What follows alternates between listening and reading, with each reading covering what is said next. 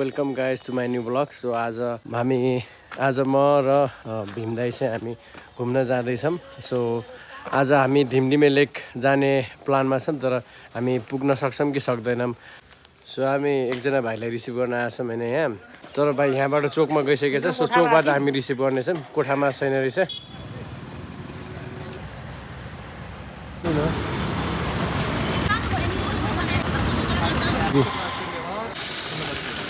So यो कटुवा खोला हो, अगाडि देखिएको खोला। अनि हामी चाहिँ जानुपर्ने हुन्छ यो बाटो, जानुपर्ने हुन्छ र माथि देखाएको अलिकति उकालो बाटो छ। हामी चाहिँ उकालो बाटो जानुपर्छ।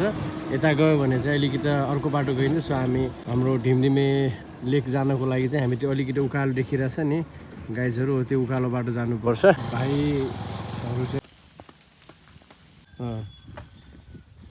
सो अहिले हामी मर्फेसमा छौँ गाइज। हामी जाँदै गर्दा बाटोमा मर्फेस बाटोमा पर्छ। सो पर्ने चाहिँ परको डाँडामा देखिएको एउटा टावर छ नि यहाँनिर गाइज, हो त्यहाँ जानुपर्ने छ। अनि धिमधिमे लेक भनेर चिनिन्छ। अहिले चाहिँ हामी मर्फेसमा छौँ, तर हामी धुलो भइसकेका छौँ कि यस्तो धुलो भइसकेका छौँ। अब के गर्ने, नेपालको बाटो हो, तर चुनाव आइरहेछ गाइज। सो चुनावमा चाहिँ तपाईँले हाम्रोलाई भन्दा राम्रोलाई भोट दिनु होला। अवश्य यो बाटो पनि बन्नेछ। हामी यताबाट आयौँ, अनि हामी यताबाट आइसकेपछि हामी धिमधिमेको लागि यो बाटो जानुपर्ने हुन्छ। 5 पोखरी त्यो बाटो उतातिर सैगातिर जानु पऱ्यो भने चाहिँ 19 नम्बर वडातिर यो बाटो पनि जान्छ माथि डाँडा। सो गाइस हामी चाहिँ यताबाट आयौँ। हामी अघि नै देखाएको बाटोदेखि यतातिर आइसकेपछि अब यहाँनिर 2टा बाटो फाट्छ होइन। अब यता जाने भन्नुभयो होला कि यता जाने भन्नुभयो होला। हामी चाहिँ त्यो धिमधिमे माथि धिमधिमे टावरको लागि चाहिँ यो बाटो जानुपर्ने हुन्छ। यताबाट गयो भने चाहिँ हामी त्यो डाङटु प्युठान जाने बाटो त्यही मिसिन जान्छ।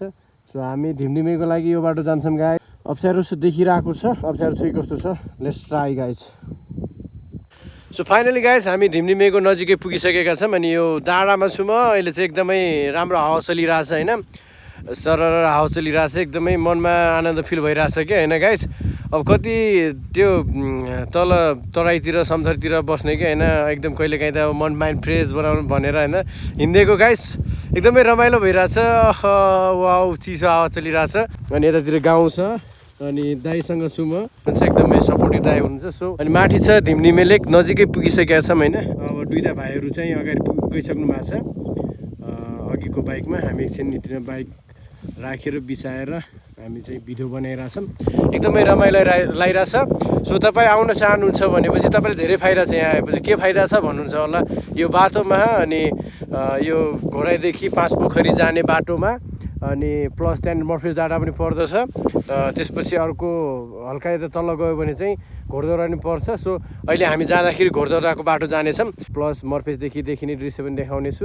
3टा ठाउँ तपाईँ एकैचोटि घुम्न आउन सक्नुहुन्छ विदिन 1 बजेट। हामी फर्स्टमा यहाँ घुम्छौँ यो धिमधिमे लेकमा, अनि त्यसपछि हामी मर्फेसमा जान्छौँ। त्यसपछि मर्फेसबाट हामी घोडदौरातिर लाग्नेछौँ। सो भिडियो अन्तिमसम्म हेरिदिनु होला, कस्तो लाग्छ अनि कमेन्ट पनि गरिदिनु होला। के भन्नुहुन्छ दाइ? सही हो। सो गाइज म फाइनल्ली अहिले पुगिसकेको छु म धिमधिमे लेकमा। सो यहाँनिर चाहिँ त्यो धिमधिमे लेक भनेर तपाईँले चाहिँ के सम्झिनुहुन्छ होला, लेक भनेको ताल सम्झिनुहुन्छ, तर लेक होइन। अनि इङ्ग्लिसमा चाहिँ हिल भन्छ, तर नेपालीमा लेक भनेको कारणले चाहिँ यो पाहाडमा एउटा टावर बनेको छ धिमधिमे, यसको नाम चाहिँ धिमधिमे रहेको छ। सो गाइस एकदमै रमाइलो भयो अनि यात्रा। अलि म टावरमा गएर त्यहाँ पनि देखाउने छु। भाइ अनि दाइ त्यहाँ हुनुहुन्छ, रमाइलो भइरहेछ, एकदमै राम्रो छ। अनि धेरै टाइम पनि लाग्ने रहन्छ हाम्रो घोराइबाट आउन। घोराइबाट हामीलाई त्यही हामी समथिङ 11 बजे 11:30 जस्तो हिँडेको भनेपछि अहिले हामी त्यही 1-1.5 घन्टामा चाहिँ हामी मजाले पुग्न सकिन्छ यो ठाउँमा चाहिँ। एकदमै रमाइलो छ गाइज, राम्रो ठाउँ छ।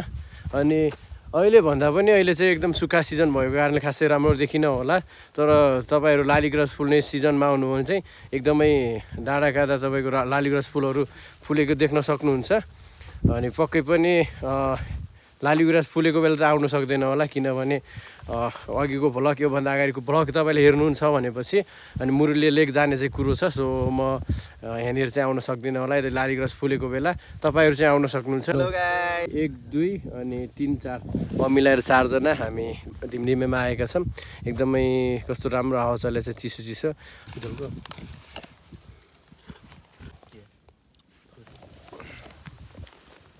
अलिअलि बटम ल्याएको थियौँ हामी, अलिअलि बदम ल्याएको थियौँ, सुन्तला ल्याएको थियौँ, रक्सी सक्सी खाइयो होइन, नखाए पनि अलिअलि त पेल्नु पर्यो। चिप्स खायो, कुरकुरी खाइयो, अनि कुरकुरी अरे त्यो कुरमुरे। अनि अर्को के हो त्यो बदाम जुस। त्यसपछि रोटी त 4वटा, अनि सुन्तला त पहिले नि भनिसक्यो मेरो। खाइसकेपछि सम्बन्धित ठाउँमा चाहिँ हामी फालिसक्यौँ। हामीले फोहोर चाहिँ एकदम व्यवस्थापन गर्नुपर्ने हुन्छ। धेरै नाइट क्याम्पको लागि आउने रहेछ नि, नाइट क्याम्पको लागि एकदम बेस्ट ठाउँ छ होइन। हामीले यहाँ बाइक राखेका छौँ, बाइक राखेर अब माथिको त्यो डाँडामा लिमे लेकमा जाँदैछौँ हामी। काम टेस्टमा पर्छ होइन, अनि जे कुरा बचाउने त्यही कुरा गर्नु परेको छ, बाटेटा छ जिन्दगी। हामी माथि जाँदैछौँ। के भयो यस्तै हो, तराईतिर बसेको मान्छेलाई टाउ भइहाल्छ। दुईवटा भाइहरू माथि गएका छन्, हामी जाँदैछौँ। हट निकै टाउ भइरहेछ अलिकति। कस्तो पानीको लागि खानु मिल्छ, के नाम भन्छ त्यसलाई? नाम त थाहा छैन, तर यसको ढाकुर भन्छ कि त्यो ए पानी पाउँछ।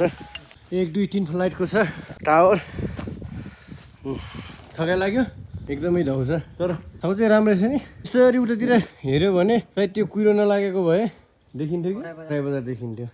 चर्नलाई भर्याङ चाहिँ बनाइदिएको रहेछ। ओ माई गड, अहिले हामी धिमलिमेको माथि टावरको माथि आइसकेका छौँ होइन। यहाँबाट चाहिँ एकदमै रमाइलो दृश्यहरू देखिन्छ। अनि यहाँदेखि अनि उतातिर एकदमै रमाइलो गाउँ छ, अनि त्यहाँनिर एकदमै राम्रो देखिन्छ त्यो गाउँ। अनि यता चाहिँ भाइहरूले भिडियो फोटो खिचिरहेको छ होइन। अनि भीमनाले चाहिँ एकदमै नेचरको मजा लिइरहनु भएको छ।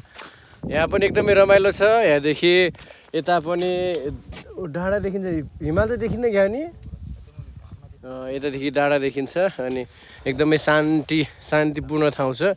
यहाँ आउने बाटो चाहिँ एकदमै बनाइदिएको भए अलि नेताहरूले एकदमै राम्रो हुन्थ्यो। गाउँठाउँको बाटो बनाइदियो भने चाहिँ अनि यहाँदेखि तल तराईतिर चाहिँ बसाइ सर्दैन थियो होला जस्तो लाग्छ मलाई। गाइस तपाईँलाई के लाग्छ आफ्नो प्रतिक्रिया अनि कमेन्टमा छोड्नु होला। तपाईँलाई कस्तो लाग्यो यो ठाउँ? एकदमै राम्रो लाग्यो उहाँलाई पनि होइन। केही भन्न चाहनु भएन? दर्शकहरूको मनको कुरा मैले केही भन्न चाहेन, तर एउटा सजेसन चाहिँ दिन सक्नुहुन्छ नि त? केही आउनुहोस्, रमाइलो गर्नुहोस् होइन, इन्जोय योरसेल्फ ल। अनि दाइको प्रतिक्रिया पनि लिइसकेको छु मैले होइन। एकदमै म पनि त्यही भन्न चाहन्छु। बाटो त्यस्तो राम्रो नभए पनि, बाटो राम्रो त्यस्तो छैन, तर पनि आउनुहोस् अनि एकदमै रमाइलो गर्नुहोस्, इन्जोय गर्नुहोस्। कहिले टेन्सन छ भने पनि आउनुहोस्, एकदमै पिसफुल ठाउँ छ। यहाँबाट वरिपरि केही छैन, यहाँदेखि वरिपरि मजाले टाढा गाउँहरू छ। यहाँ चाहिँ एकदमै पिसफुल ठाउँ छ। धेरै टाढा छैन नि त, नजिक छ। घोराई बजारदेखि एकदमै नजिक छ, धेरै टाढा छैन। त्यही भएर तपाईँहरू फ्यामिलीलाई लिएर पनि आउन सक्नुहुन्छ।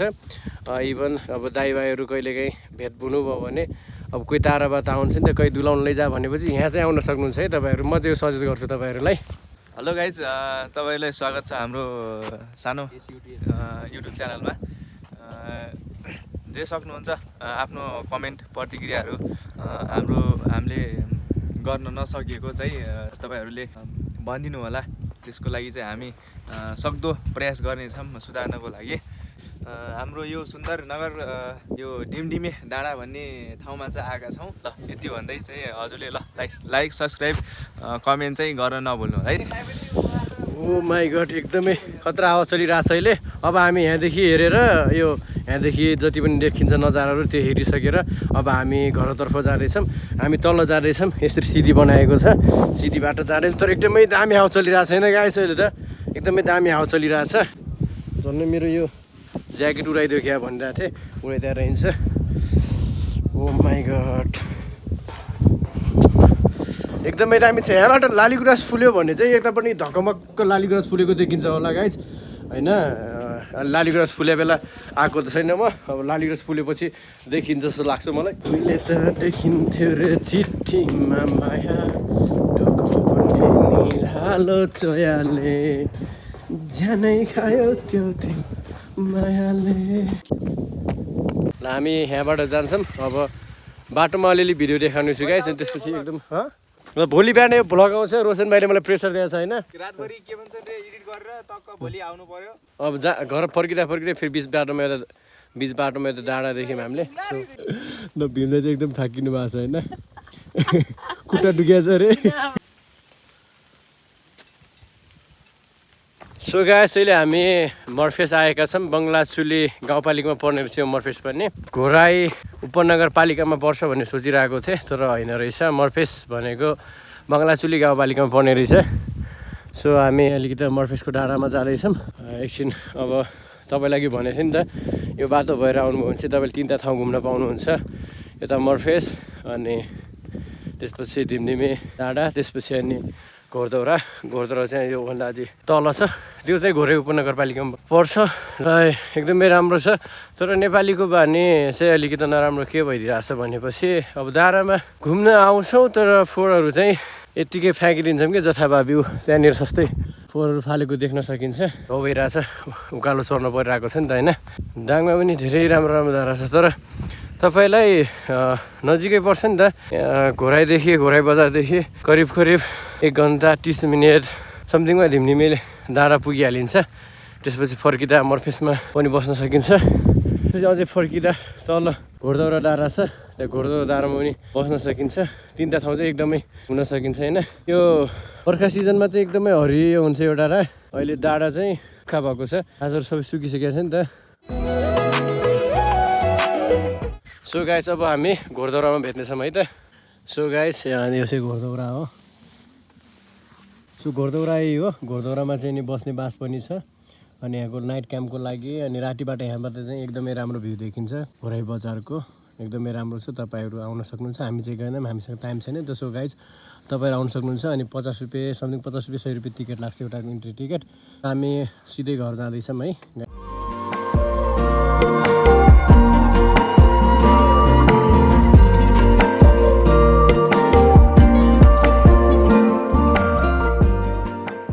सो अहिले अब हामी करिब घोराई बजारको नजिकै पुगिसकेका छौँ अनि हामी माथि धिमधिमे हुँदै मर्फेस हुँदै अनि घोडदौरा हुँदै हामी त्यो बाटो तल बजार झर्दैछौँ अनि अहिले चाहिँ हामी बजारको नजिकै छौँ अनि बजारको नजिकै छौँ सो गाइस अनि आजको ट्रिप हामीले चाहिँ प्लान गरेको थिएनौँ सो बिहान एकैचोटि प्लान भएको ट्रिप हो अनि प्लान भएको ट्रिप चाहिँ कहिलेकाहीँ हाम्रो अनप्लान ट्रिप चाहिँ एकदम सक्सेसफुल हुने गर्छ सो गाइस तपाईँलाई यदि घुम्न मन लाग्छ च्यापै प्लान बनाउनुहोस् र साथीसँग घुम्न हिँडिहाल्नुहोस्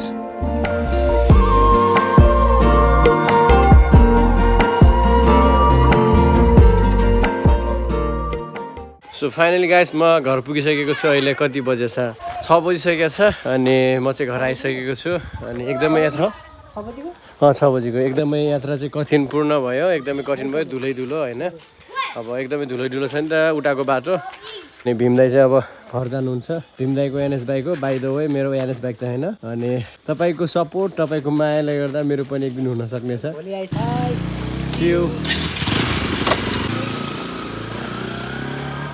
अनि सो भीमदाई पनि गइसक्नु भएको छ सो तपाईँलाई कस्तो लाग्यो अनि धिमधिमे डाँडा सो एकदमै राम्रो छ धिमधिमे डाँडा अब बर्खा सिजनमा जानुभयो र लालीगुराँस फुल्ने सिजनमा जानुभयो भने चाहिँ एकदमै राम्रो हुन्छ राम्रो देखिन्छ किनभने वरिपरि सबै फुल फुलेको अनि हरियो डाँडा होइन हरियो डाँडा एकदमै राम्रो देखिन्छ so this much for today अनि यस्तै नयाँ भ्लगको लागि लाइक सेयर एन्ड सब्सक्राइब गरिदिनु होला र सब्सक्राइब गरे साथै बेल आइकनलाई थिच्न पनि नभुल्नु होला okay see you guys and next vlog